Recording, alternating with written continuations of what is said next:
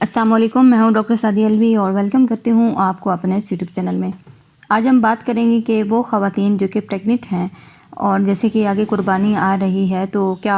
आप कुर्बानी का गोश्त खा सकती हैं या नहीं, और कौन कौन से जानवर हैं जिनका गोश्त आपको खाना चाहिए और कौन से ऐसे जानवर है जिनका गोश्त आपने नहीं खाना और किन कंडीशन में आपने गोश्त इस्तेमाल नहीं करना। तो अगर अभी तक मेरा ये चैनल आपने सब्सक्राइब नहीं किया तो कर लीजिए और साथ ही बेल का बटन आपने प्रेस कर लेना है ताकि मेरी आने वाली वीडियो अब तक पहुंचती रहे। कुर्बानी के गोश्त के हवाले से बहुत सारी जो ख़वातीन हैं जिस सवाल उनके जहन में होता है कि कुर्बानी का जो गोश्त है वो खाना चाहिए या नहीं। तो इसमें सबसे पहले मैं आपको कुछ कंडीशन बता दूं कि किन सूरत हाल में आपको कुर्बानी का जो गोश्त है वो खाना चाहिए। कुर्बानी का गोश्त वैसे तो सब खा सकते हैं, इसमें कोई ममानियत नहीं है और ना ऐसा कि इसको खाने से आपकी सेहत पे जो है वो कोई बुरे असरात पड़ते हैं। लेकिन सबसे पहले आपने ये देखना है कि जो गोश्त आप खा रही हैं तो वो ताज़ा होना चाहिए, फ़्रेश हो, और बहुत ज़्यादा जैसे कि बासी अगर आप फ्रीज़ करके रखते हैं ज़्यादा टाइम और बहुत ज़्यादा जो लॉन्ग टाइम आप फ्रीज़ करके रखते हैं तो एक तो उसकी ग़ज़ाइयत ख़त्म हो जाती है और दूसरा ये है कि वो जल्दी पकता नहीं है, गलता नहीं है, इस वजह से उसका हज़म होना मुश्किल होता है। तो एक बात तो ये ध्यान में रखें कि कुर्बानी के 8-10 दिनों के अंदर अंदर या 2 हफ्ते तक का जो गोश्त है वो आप खा सकती हैं। इससे ज़्यादा जो पुराना गोश्त है वो आपने इस्तेमाल नहीं करना। इसी तरह अगर आप सालन पकाएं और गोश्त पकाएं, अगर आप उसे पका के फ्रिज के अंदर पका हुआ गोश्त 1 हफ़्ता के लिए स्टोर करती हैं या 2 हफ्ते के लिए, तो इतना ज़्यादा जो लंबा स्टोर किया हुआ जो गोश्त है वो आपने इस्तेमाल नहीं करना। जितना आपने खाना है उतना पकाएं और अगर आपने सुबह के टाइम बनाया है तो शाम के टाइम आप खा सकती हैं या उससे अगले दिन। इससे ज़्यादा जो पका हुआ जो बासी गोश्त है वो आपने इस्तेमाल नहीं करना, क्योंकि ऐसा होता है कि चाहे जो आप अपना जो सालन है वो फ्रिज में रखें लेकिन फिर भी जैसे कि अभी बरसात का भी मौसम है तो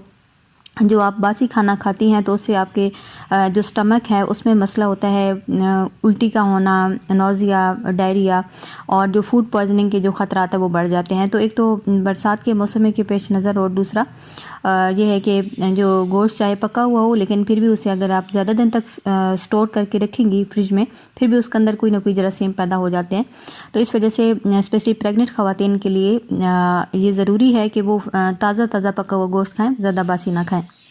इसी तरह जो टिक्के या सीख कबाब इस तरह के जो गोश्त बना के इस्तेमाल करते हैं या चप्पल कबाब, वो आपने इस्तेमाल नहीं करना, क्योंकि ऐसा होता है कि वो गोश्त कच्ची हालत में तैयार किया जाता है, कुछ ना कुछ जरासीम उसके अंदर रह जाते हैं जिसकी वजह से आपके और आपके बच्चे पे नुकसानदेह असरात पड़ते हैं।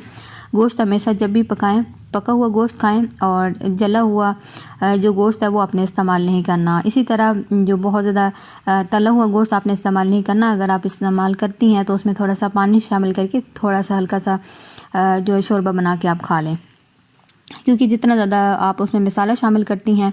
या बाज़ार का मसाला उसमें आप शामिल करेंगी तो आपके सीने में जलन, मैदे में दर्द और मैदे में तज़ाबियत और इस तरह की जो अलामात है वो बढ़ जाती हैं। एक और हदायत जो कि हमला ख़वातीन के लिए है कि वो ख़वातीन जिनको प्रेगनेंसी में बवासीर का मसला है तो वो गाय का गोश्त इस्तेमाल ना करें, क्योंकि गाय के गोश्त का मसला ये होता है कि जिन लोगों को बवासीर का मसला है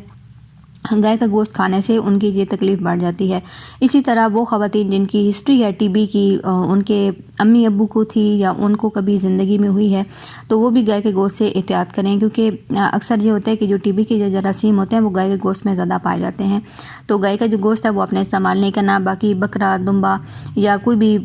इसके अलावा जो बकरा उसका जो गोश्त है वो आप इस्तेमाल कर सकती हैं। तो ये कुछ जो ज़रूरी हदायत हैं वो आप ज़रूर ध्यान में रखें। इसी तरह जब आप गोश्त पकाती हैं तो उसमें एक जो चर्बी होती है वो शामिल होती है, तो कोशिश करें कि हल्की सी चर्बी आप शामिल कर लें, लेकिन एक्स्ट्रा जो चर्बी है वो आप साइड पे कर लें, क्योंकि उससे एक जो है जो टेस्ट है वो थोड़ा अजीब बनेगा जिसकी वजह से आपको मतली और उल्टी होने के चांस है वो बढ़ जाते हैं। तो कोशिश करें कि बहुत ज़्यादा जो चिकनाट वाला जो गोश्त है ना वो आपने इस्तेमाल नहीं करना। तो इन सब चीज़ों को आप जो है अपने ज़हन में रखें। इसी तरह आप जो है कीमे की सूरत में भी गोश्त इस्तेमाल कर सकती हैं, लेकिन ये बात ध्यान में रखें कीमा जब भी बनाएं तो ख़ुद गोश्त धो के अच्छी तरह और तब उसे घर में जो है वो बना के आप इस्तेमाल कर सकते हैं। اسی طرح آپ نے کیا کرنا ہے کہ جب بھی آپ گوشت کو پکائیں تو اچھی طرح دھو کے اور صاف ستھرا استعمال کریں، اور آپ کے ہاتھ بھی اچھی طرح دھلے ہوئے ہونے چاہیے، اور جس پانی سے آپ دھوئیں وہ بھی اچھی طرح صاف ہونا چاہیے تاکہ اس میں جتنے بھی کوئی جراثیم یا بیکٹیریا وغیرہ اس کے اندر شامل نہ ہو۔ تو قربانی کا گوشت ضرور کھائیں لیکن احتیاط کے ساتھ کھائیں۔ اور اب آپ نے کھانا کتنا ہے یہ آپ اپنی طبیعت کے حساب سے دیکھ لیں کہ اگر آپ صبح کھا رہی ہیں، شام کو بھی کھا رہی ہیں، تو آپ اپنے حساب دیکھ لیں، یا ایسا کریں کہ ایک دن چھوڑ کے ایک دن کے بعد آپ بے شک کھا لیجئے۔ اور قربانی کا جو گوشت ہے وہ ایک ہفتہ نہیں تو زیادہ سے زیادہ 2 ہفتے تک آپ استعمال کر سکتے ہیں فریج میں رکھا ہوا، اس سے زیادہ جو باسی گوشت ہے وہ استعمال نہ کریں۔ امید کرتی ہوں کہ آج کی یہ ویڈیو آپ کے لیے کافی ہیلپ فل ثابت ہوگی، اور قربانی کے گوشت کے حوالے سے جو سوال آپ کے ذہن میں ہیں وہ کلیئر ہو گئے ہوں گے۔ اپنی دعا میں یاد رکھیے گا۔ Thanks for watching.